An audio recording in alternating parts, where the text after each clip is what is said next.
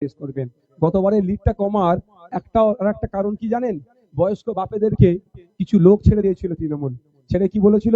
ভাইজানকে ভোটটা দিতে হবে, কিন্তু কেমন করে ভোটটা দিতে হয় মনে আছে? বয়স্ক বাপেরা বলছে কবে কবে ভোট দেওয়ার মনে থাকে। আর মায়েরা তো আরো বেশি সহজ সরল, সেই মায়েরাও ভুলে গেছে কবে দিয়েছি।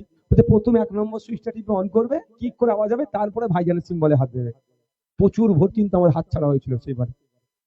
এইবার ওই ভুলটা কিন্তু কেউ না করে। তাই ঘরে গিয়ে মায়েদেরকে, বয়স্ক লোকেদেরকে পাড়াতে কি বলবেন? কোন সুইচে হাত দেওয়ার দরকার নাই।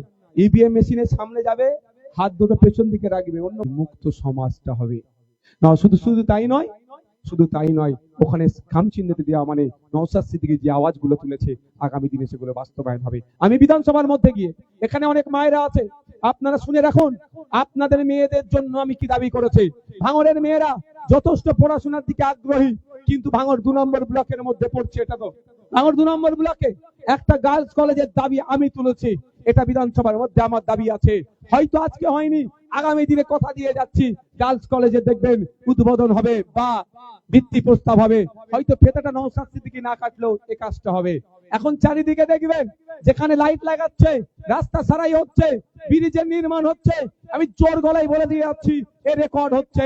ভাঙড়ে যদি একটা উন্নয়নের জন্য ইট পুঁতে, এটা মনে রাখবেন নওশাদ সিদ্দিকীর জন্যই ওটা হচ্ছে।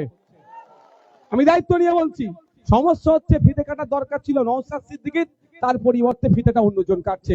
কিন্তু দাবিটা আমার, একটু মাথায় রাখবেন। 1 নম্বর ব্লক থেকে 2 নম্বর ব্লকে যাওয়ার যে ব্রিজটা হয়েছে, দাবি আমার বিধানসভার মধ্যে। তথ্যটা কিছুটা পাবলিশ হয়েছে, তো আপনারা দেখেছিলেন তো, আমি তো আবার প্রশ্ন করেছিলাম। তো সবটাই আমার জন্য হচ্ছে।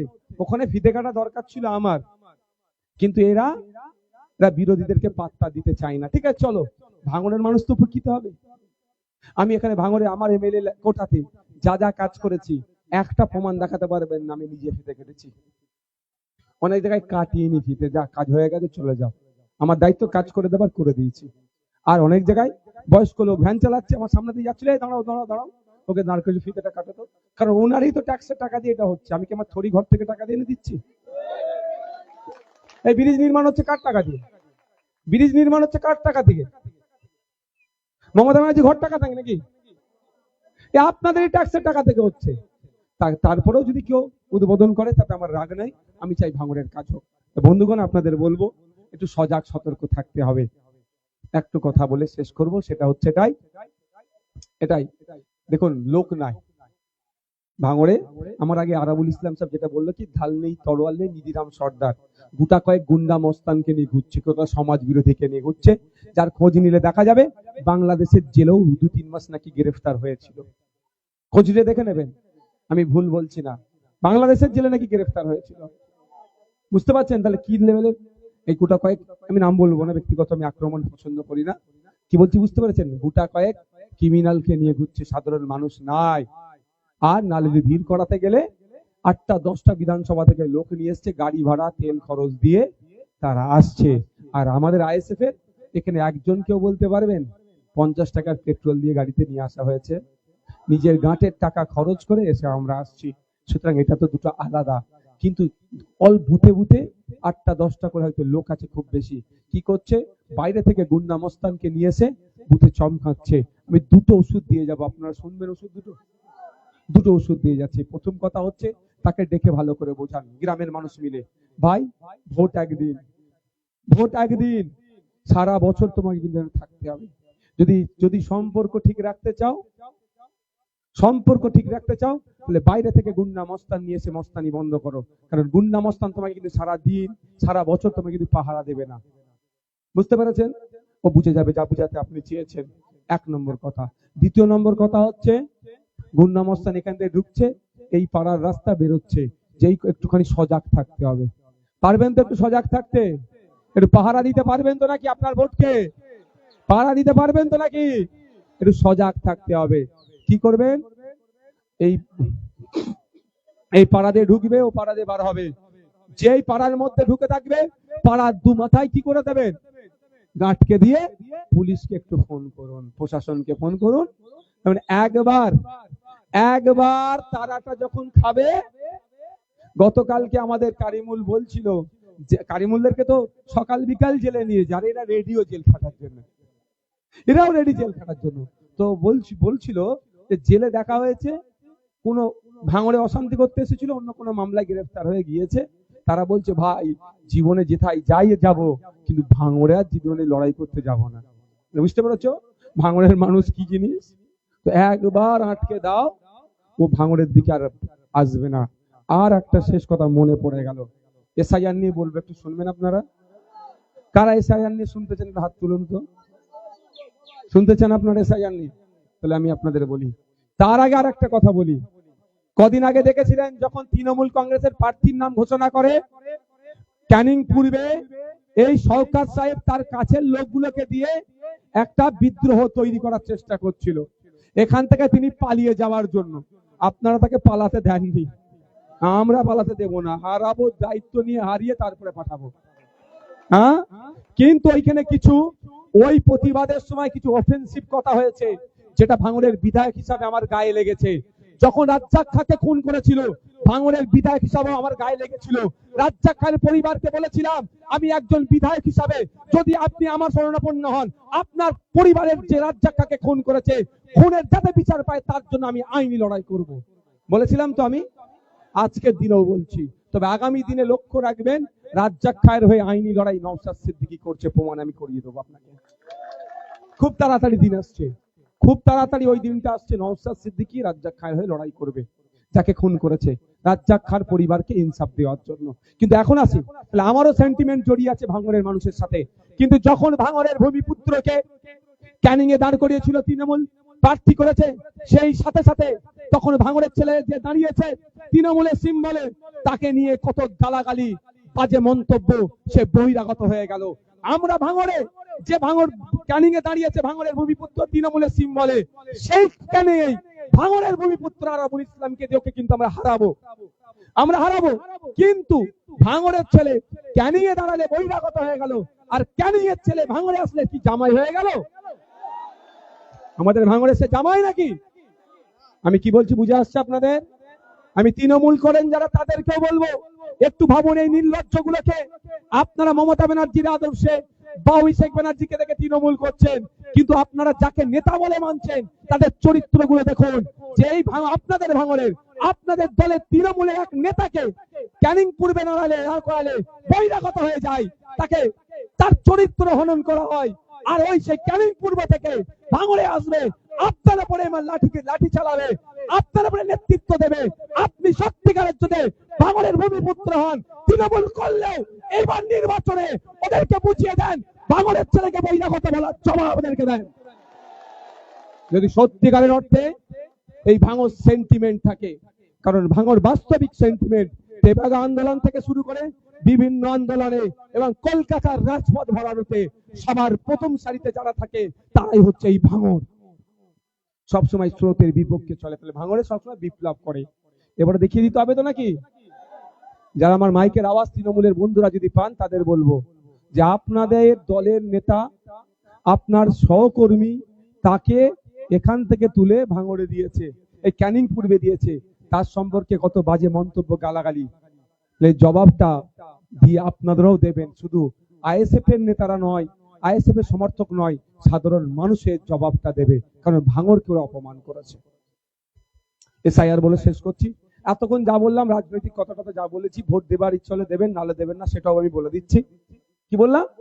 ইচ্ছে হলে দেবেন, না হলে দেবেন না। তবে যদি মনে করেন আপনার বিপদে আপদে আপনার সামনে বুক চিতিয়ে লড়াই করার মতো যদি কাউকে খুঁজতে চান, যদি বলেন নওশাদ ভাইজান আছে, তাহলে দেবেন, তাহলে দেবেন আমি বলছি। আর যদি মনে করেন ওই নটোরিয়াস ক্রিমিনাল আপনার অভিভাবক হবে, সেটা আপনি যেতে ইচ্ছে করবেন। তো এসআইআর নিয়ে আমি রাজনীতির ঊর্ধ্বে একটা কথা বলছি। মমতা ব্যানার্জি কি বলেছিলেন? আমার লাশের উপর দিয়ে এসআইআর হবে, আমি তার দীর্ঘায়ু কামনা করি। রাজনৈতিক ভাবে তার আমি চরম বিরোধী, কিন্তু বাংলাদেশের একটা বক্তা যখন আমার রাজ্যের মুখ্যমন্ত্রী মমতা ব্যানার্জিকে নিয়ে খারাপ মন্তব্য করেছিল, এই নটোরিয়াস ক্রিমিনালরা মুখ খোলার সাহস পায়নি, এই নওশাদ সিদ্দিকী কিন্তু প্রথম মুখ খুলেছে, প্রতিবাদ করেছিল। রাজনৈতিক ভাবে আমি তার চরম বিরোধী। আজকে তিনি বেঁচে আছেন না মারা গিয়েছেন, তার দীর্ঘায়ু কামনা করি, কিন্তু গেল তো এসআইআর হয়ে। অভিষেক বাবু বলেছিলেন 1 লক্ষ লোক নিয়ে গিয়ে নির্বাচন কমিশনের অফিস দিল্লি গিয়ে একটা যদি নাম ডিলিট হয়, আজকে অনেকের নাম ডিলিট হয়েছে, কি হয়নি। তারপরেও বলবো আমি, নওশাদ সিদ্দিকী দেওয়ানে কি বলছে, আতঙ্কিত হবেন না। আজকেও বলছে আতঙ্কিত হবেন না। দেওয়ানে নওশাদ সিদ্দিকী আপনার পাশে ছিল, আজকেও নওশাদ সিদ্দিকী আপনার পাশে আছে। গুটি কয়েক কথা বলে আমি এসআইআর শেষ করে দেবো। মালদাতে সুজাপুরে 1,14,000-এর বেশি লোকের আন্ডার অ্যাডজুডিকেশন এসেছিল, আর আমাদের ভাঙড়ে মাত্র 11,000। খোঁজ নিয়ে দেখুন, সাপ্লিমেন্টারি লিস্ট বেরিয়েছে, প্রায় 8,500 ক্লিয়ার হয়ে গেছে, থাকছে আর মতো 3,000। অপেক্ষা করুন। এটা ভাঙড়ের বিধায়ক ভালো করে নির্বাচন কমিশনের অফিসাররা জানে, যে কিন্তু ছেড়ে কথা বলবে না, নাও করবে না, এই ভোটারদেরকে ডিস্টার্ব করলে নাও করবে না। আমার ভাঙড়ের ভোটারকে ডিস্টার্ব করেছে ভোগালী 1 নম্বর অঞ্চলে জয়নালকে নাম ডিলিট করে দিয়েছে, ওর স্ত্রীর নাম ডিলিট করে দিয়েছে। ওকে আমি বলেছি চলো কলকাতা হাইকোর্টে আসো, খোঁজ নিয়ে দেখুন জয়নাল কলকাতা হাইকোর্টে যাওয়ার আগে নওশাদ সিদ্দিকী কলকাতা হাইকোর্টে গিয়ে বসে আছে ওর হয়ে মামলা করবে বলে।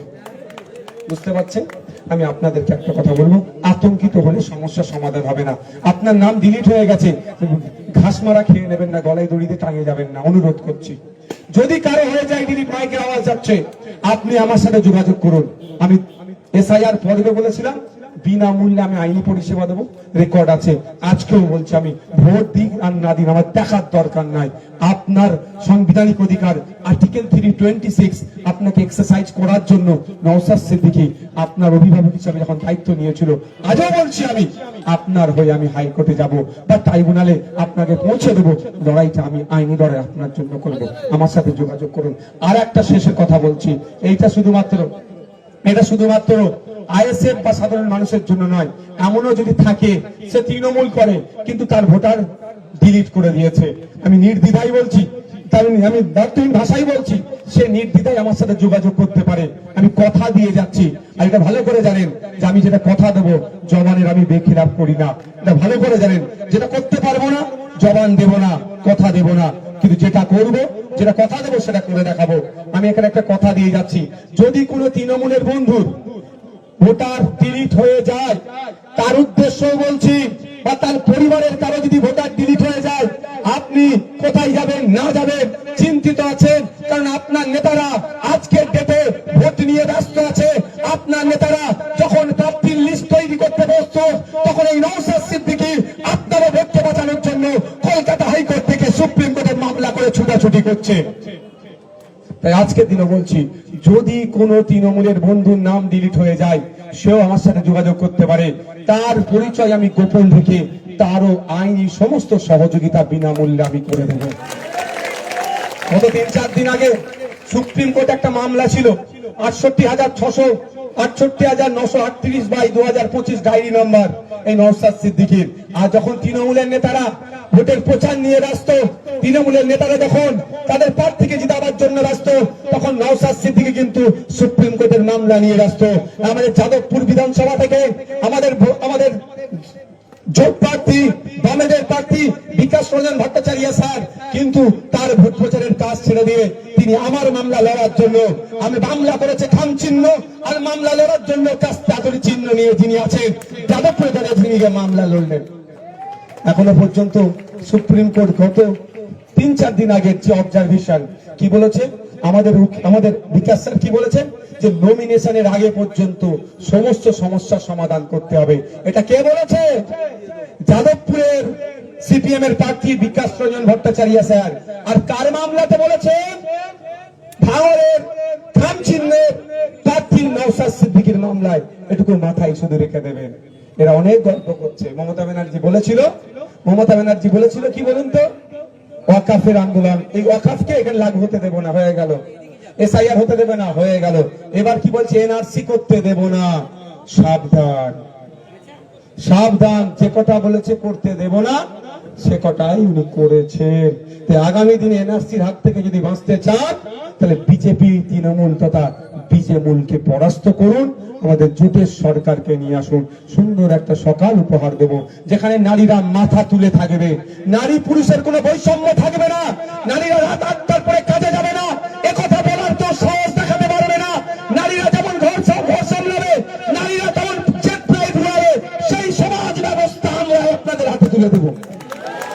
আর বেকারত্ব দূরীকরণের জন্য সর্বোচ্চ চেষ্টা করব, অন ফ্যামিলি অন জবের ব্যবস্থা করব। তাহলে আগামী 29 তারিখ আসছে দিন, এই সরি আগামী নয়, 29 এপ্রিল আসছে দিন।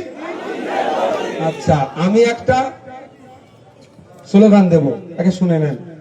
মমতাকে বলে দিন দিল্লি গিয়ে, হ্যাঁ, মমতা ব্যানার্জিকে বলে দিন, অভিষেক ব্যানার্জিকে বলে দিন, তৃণমূলদের বলে দিন, ভোট চোরদের বলে দিন, ওয়াকাফ চোরদের বলে দিন, সার্টিফিকেট চোরদের বলে দিন, সম্প্রীতি বিনষ্টকারীদের বলে দিন, ঐক্য বিনষ্টকারীদের বলে দিন।